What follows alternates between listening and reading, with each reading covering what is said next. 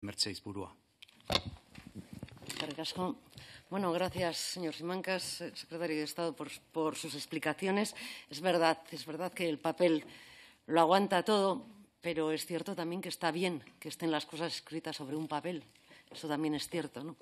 Y bueno, página a página, este borrador que creo que puede firmarlo cualquier defensor de los derechos humanos. Es verdad que le he dado una lectura un poco rápida, así en diagonal, pero es cierto, y usted también lo ha remarcado, que está repleto quizás de buenas intenciones. Bien, de eso se trata, de que no quede únicamente en buenas intenciones, porque quizá lo que sobran muchas veces son, bueno, o no, ni siquiera sobran los enunciados en este sentido. Esos también están bien, pero es verdad que en este Estado quizá lo que más falla en ese terreno es precisamente las garantías de que lo que se anuncia, de lo que se escribe, de lo que se firma en materia de derechos humanos, se cumpla realmente.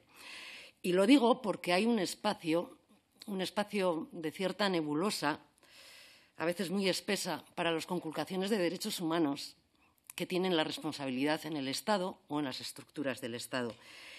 Y respecto a ese tema, sí encuentro yo también que hay un vacío en esta lectura rápida que he hecho del documento.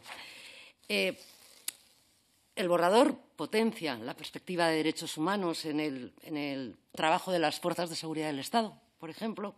Promueve también los principios de justicia, verdad y reparación para las víctimas de la guerra civil o del franquismo, de la dictadura. Refuerza los derechos de las víctimas del terrorismo, pero no habla para nada de las conculcaciones de derechos humanos durante la transición y durante el periodo actual democrático que se puedan producir. Es que el tema es que se producen. Y si no hablamos de ello, eso no quiere decir que no existan porque existen.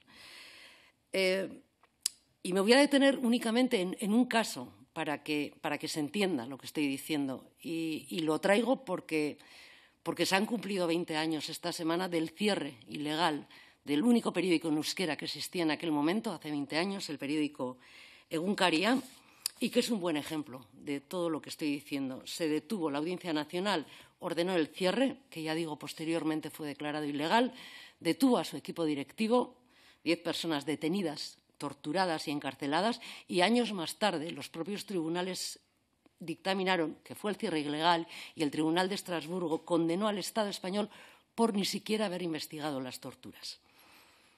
Esto fue un ataque a la libertad de expresión, a los derechos humanos, y aún 20 años después no ha habido por parte del Estado ni reconocimiento, ni resarcimiento, ni justicia para las personas que sufrieron aquel ataque antidemocrático. Y es solo un ejemplo.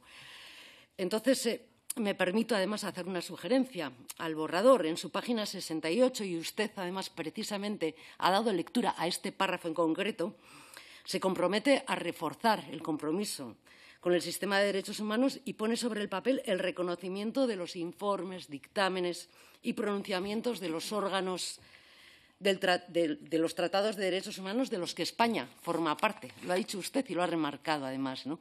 Bueno, pues faltaría el cumplimiento de todo esto. Faltaría el cumplimiento no de reforzar, no de reconocer, no de tomar en consideración, no de ningún eufemismo de este tipo, a los que tanto estamos acostumbrados en este tipo de textos, sino que se incluya el compromiso firme de cumplir esos dictámenes que vienen de los tribunales europeos. Creo que con eso sería un avance sustancial el que plantearía este documento. Bueno, el plan es verdad que es muy completo, es verdad que abarca muchos campos y muy diferentes ámbitos, y está bien que así lo haga. Me voy a detener en muy pocos de ellos. En el tema de la información veraz, y me parece importante también que haya un artículo en el que se hable de combatir la desinformación, y acertadamente además incluyen ahí la Ley de Información Clasificada, que sustituye a esa legislación franquista que tenemos y que viene desde 1968. Está en la página 43. Vienen a decir que la legislación regulará la información clasificada como excepción y que en ningún caso las violaciones de derechos humanos podrían entrar en esta categoría. Ojalá sea así, pero el camino que parece que se está vislumbrando hasta el momento en esa nueva ley de secretos oficiales no parece que vaya por esta senda, en nuestra opinión. Otro punto positivo, hay más, ya digo, esto es un recorrido muy somero de todo. el tema de los derechos digitales. Está bien que entren los derechos digitales también. Es positivo que se contemple la aplicación concretamente en el Estado español de la Ley Europea de Servicios Digitales, la DSA, porque hay que solucionar, en la medida de las posibilidades, ese gran problema que se ha suscitado con las plataformas digitales que se han convertido en juez y en parte de todo y que censuran directamente ellas conforme a sus propios sesgos, a sus propios criterios, que además son criterios secretos y que además son criterios privados los que imperan.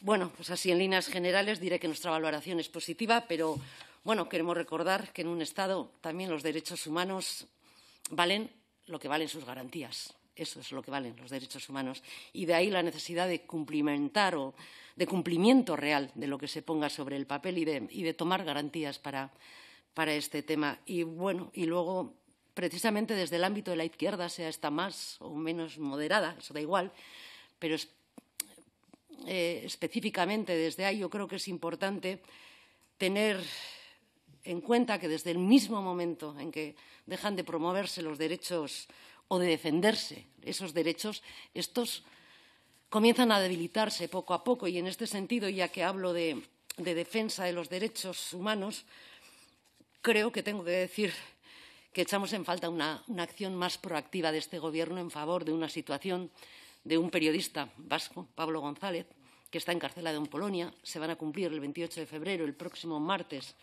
se va a cumplir un año desde que fue detenido y está en una situación, yo diría que irregular, porque la acusación de espionaje que se cierne sobre él no tiene ni pruebas ni tiene garantías procesales. Está ocurriendo en la Unión Europea, está ocurriendo en Polonia. El ministro Álvarez nos ha dicho una y otra vez que está atendido desde el Gobierno. No creemos que es así, porque la realidad es que Pablo González solo ha tenido en todo este tiempo una visita de un familiar directo y que sus 3 hijos menores llevan un año sin ver ni poder hablar con su padre.